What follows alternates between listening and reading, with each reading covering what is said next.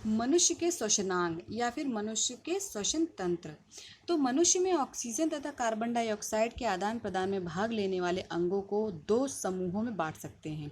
यानी कि जो ऑक्सीजन आप ले रहे हैं या कार्बन डाइऑक्साइड छोड़ रहे हैं, इसके आपके शरीर में जो आदान प्रदान हो रहा है, तो ये किन के द्वारा होता है, किन अंगों के द्वारा होता है? उन अंगों को कहते हैं श्वसन तंत्र या श्वसनांग कहते हैं। और इन अंगों को बच्चों हम लोग दो समूहों में बांटते हैं। एक तो बच्चों होता है सहायक श्वसन अंग और दूसरा होता है मुख्य श्वसन अंग। तो सबसे पहले पढ़ेंगे बच्चों हम लोग सहायक श्वसन अंग। वे समस्त अंग जो गैस विनिमय में भाग नहीं लेते हैं, लेकिन ऑक्सीजन युक्त वायु को बाहर से फेफड़ों तक तथा फेफड़ों से कार्बन डाइऑक्साइड युक्त वायु को शरीर के बाहर निकालने में सहायता करते हैं, वे सहायक श्वसन अंग कहलाते हैं। यानी कि वे डायरेक्टली जो है गैस का विनिमय नहीं करते हैं, यानी उसमें पार्टिसिपेट नहीं करेंगे, लेकिन जब बाहर से जो वायु है उसको फेफड़ों तक पहुंचाएंगे और फेफड़ों से कार्बन डाइऑक्साइड को शरीर से बाहर निकालेंगे, तो ऐसे अंगों को क्या कहेंगे? सहायक श्वसन अंग कहेंगे। सहायक श्वसन अंग बच्चों निम्नलिखित हैं। पहला है बच्चों नासिका या नासा मार्ग। ये एक जोड़ी बाह्य नासाद्वार नासिका के छोर पर स्थित होते हैं। यानी आपकी नाक में जो छेद होते हैं, जिसे आप नाक के छेद बोलते हैं, या इसे आप कहेंगे नासिका, ठीक है, नासा द्वार। तो नासिका गुहा उपास्थि के बने नासा पट्ट द्वारा दो भागों में बटी रहती है। तालु द्वारा मुख गुहा नासिका गुहा से अलग रहती है। आपका जो तालु होता है ना मुंह का, ये क्या करती है? ये नासा द्वार को और मुख गुहा को दो भागों में बांट देती है, ठीक है। तालु द्वारा मुख गुहा नासिका गुहा से अलग रहती है। क्या कहते हैं, नासिका गुहा है वो एकदम अलग रहेगी। किसके द्वारा? तालु के द्वारा। नासा गुहा अंदर तक टेढ़े मेढ़े घुमावदार रास्ते में खुलती है, यानी कि बहुत ही टेढ़ा मेढ़ा रास्ता होता है नाक का। नासा मार्ग में श्लेष्मिक झिल्ली के कारण एक चिकना पतला तरल श्लेष्मिक झिल्ली से स्रावित होता रहता है। यानी कि हमारे नाक के अंदर जो है वो एक श्लेष्मिक झिल्ली पाई जाती है बच्चों, जिसमें क्या होता है कि एक चिकना पदार्थ जो है वो निकलता रहता है, और इससे क्या होता है, वो हमारे नाक को सुरक्षा भी प्रदान करता है। दूसरा है बच्चों स्वर यंत्र। ये श्वास नाल का प्रारंभिक भाग है। स्वर यंत्र में वाक रज्जु यानी वोकल कॉर्ड होते हैं। जब वायु स्वर यंत्र से बाहर निकलती है, यानी जब स्वर यंत्र के बाहर फेंकेगा ये क्या कहते हैं वायु को, तब वाक रज्जु में कंपन होता है। यानी कि जो वोकल कॉर्ड है उसमें वाइब्रेशंस होंगे, जिससे क्या होगा, ध्वनि उत्पन्न होगी। और स्वर यंत्र की भित्ति उपास्थियों से बनी होती है। जो स्वर यंत्र हैं बच्चों, ये किससे बनी होगी? ये उपास्थियों की बनी होती है, हड्डी नहीं होती है। एक प्रकार की हड्डी होती है, लेकिन ये हड्डी नहीं होती है, सॉफ्ट बोन होती है वो, ठीक है। नेक्स्ट बच्चों कि श्वसन नली या ट्रैकिया। श्वसन नली ग्रीवा से होकर वक्ष गुहा से प्रवेश करती है, ठीक है। वायु नाल या श्वसन नली ग्रास नली के अधर तल पर स्थित होती है।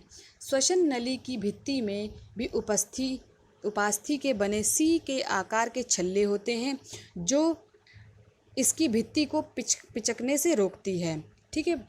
जैसे आप क्या कहते हैं, जब आप नासिका एवं नासाद्वार से आगे बढ़ेंगे तो आपका स्वर यंत्र रहेगा, उससे बाद आप आगे बढ़ोगे तो क्या रहेगा? श्वसन नली या ट्रैकिया रहेगा। जो ट्रैकिया होता है बच्चों, ये क्या होता है, ये इसके चारों तरफ सी के आकार की उपास्थि होती है, ताकि क्या होगा, जब आप सांस अंदर या बाहर लें तो ये पिचक ना जाए, ठीक है, और आपका गला चोक ना हो जाए, ठीक है। नेक्स्ट है बच्चों श्वसनी। तो वक्ष गुहा में प्रवेश करने के पश्चात क्या होगा कि श्वसन नली दो श्वसनियों में विभाजित हो जाती है, ठीक। एक श्वसन नली जो है वो दो श्वसनियों में विभाजित हो जाएगी, एक दाएं फेफड़े में जाएगी, एक बाएं फेफड़े में जाएगी। तो श्वसनी की भित्ति में भी उपास्थि छल्ले पाए जाते हैं ताकि ये पिचक ना पाएँ। दोनों श्वसनियाँ अपनी अपनी ओर के फेफड़ों में प्रवेश कर जाती हैं तथा फेफड़े के भीतर ये छोटी शाखाओं तथा उपशाखाओं में विभाजित हो जाती है। किसमें विभाजित होगी? उपशाखाओं में विभाजित हो जाएगी, ठीक है। नेक्स्ट बच्चों अब आता है हमारा मुख्य श्वसन अंग या फेफड़ा, जो कि आपके श्वसन अंग का सबसे इम्पॉर्टेंट भाग है। ठीक, ये बच्चों एक जोड़ी फेफड़े होते हैं, ये मनुष्य के मुख्य श्वसन अंग होते हैं, क्योंकि ये गैसों के विनिमय में भाग लेते हैं।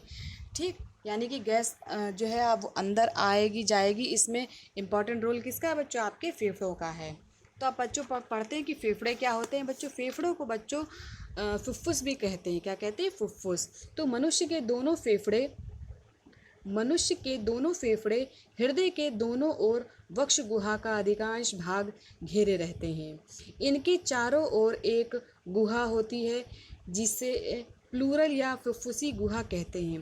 देखिए बच्चों, आपके जो फेफड़े होते हैं वो दो होते हैं और हृदय के दोनों ओर वक्ष गुहा में प्रेजेंट होते हैं। ठीक है, इनके चारों ओर क्या होता है? एक झिल्ली होती है, एक गुहा यानी खाली जगह होती है, जिसे आप कहते हैं फुफ्फुसी गुहा कहते हैं। प्रत्येक फुफ्फुस जो होता है यानी प्रत्येक फेफड़ा जो होता है शंक्वाकार होता है, शंख के आकार का होता है, हल्का होता है, गुलाबी रंग का होता है, स्पंजी होता है तथा लचीला होता है। इसे जो है आप दबा भी सकते हैं, गुब्बारे की तरह होता है। ये श्वसनिकाओं, वायुकोशों, कूपिकाओं एवं रुधिर कोशिकाओं के जाल से बने होते हैं। वायु कोशों के अधिक संख्या में होने के कारण वायु में गैसीय आदान प्रदान की सतह बढ़ जाती है। ये जो वायु कोश होते हैं बच्चों, ये सबसे आखिर में उपस्थित होते हैं और इनके कारण क्या होता है कि जो गैस का जो आदान प्रदान की जो सतह होती है वो दुगनी या तिगुनी हो जाती है। ठीक है, मनुष्य का जो दायां फेफड़ा होता है वो 3 पिंडों का होता है और तथा बायां फेफड़ा जो होता है बच्चों वो 2 पिंडों का होता है। प्रत्येक फुफ्फुस के चारों तरफ क्या होगा? एक पतला आवरण पाया जाएगा। क्या पतला आवरण? यानी कि एक पतली झिल्ली पाई जाएगी, जिसे बच्चों कहते हैं फुफ्फुसा आवरण कहते हैं। ठीक है, ये आवरण तथा इसका तरल फेफड़े को सुरक्षित रखता है। ये जो झिल्ली होती है तथा इसमें जो भरा हुआ तरल पदार्थ होता है, ये क्या करता है? फेफड़े को बचाता है, इसकी सुरक्षा करता है। बच्चों ये तो है आपका मनुष्य का श्वसन तंत्र। देखिए ऊपर नासा मार्ग है, नासा मार्ग से क्या होगा? जो वायु है वो आपके सीधे कहाँ पहुँचेगी? कंठ द्वार से पहुँचेगी श्वसन नली में। श्वसन नली बच्चों दाएं और बाएं फेफड़े में विभाजित हो जाती है श्वसनियों में। ठीक है, उसके बाद क्या होगा? ये आगे और विभाजित होकर के किस में विभाजित होगा? वायु कोशों में। ठीक, और सर जो क्या कहते हैं फेफड़ा जो होता है वो डायफ्राम के ऊपर होता है। ठीक है, जो बायां फेफड़ा है बच्चों वो 2 भागों में विभाजित है और जो क्या कहते हैं दायां फेफड़ा है वो 3 भागों में विभाजित है। तो ये तो है बच्चों मनुष्य का श्वसन तंत्र। धन्यवाद बच्चों आज की कक्षा के लिए। कोई भी दिक्कत हो बच्चों समझने में तो आप क्या कहते हैं ग्रुप में डाल के पूछ सकते हैं। धन्यवाद बच्चों।